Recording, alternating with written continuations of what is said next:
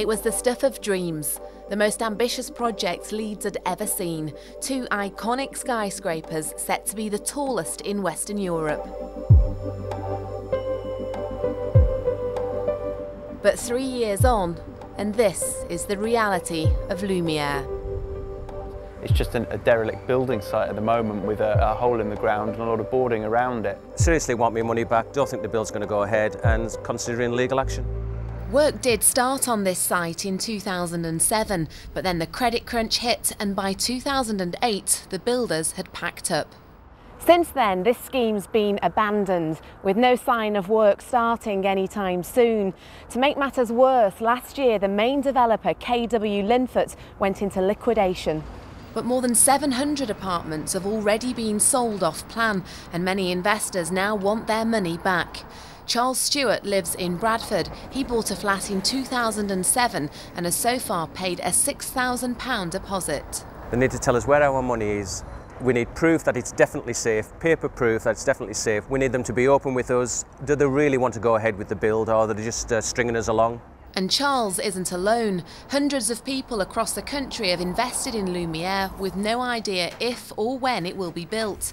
Adam Pompson's taking legal advice after handing over £14,000. I'm worried that my deposit might be trapped indefinitely because they haven't technically cancelled the development. They can do what they want with our money. Certainly the global economy has had its impact on all schemes, and this is probably one of them, but that doesn't change the fact that companies have disappeared, people aren't returning calls, and no one can really tell us what's going on. As far as I'm concerned, there's never any excuse for that.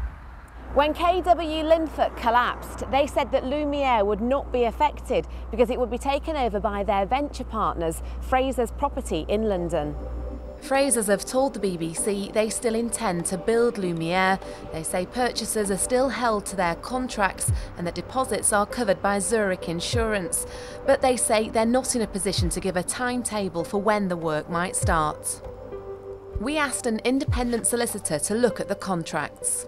When you've got that type of completion notice, you can't just get to the middle of the period that you've expected the property to be built in and say, it's not being built.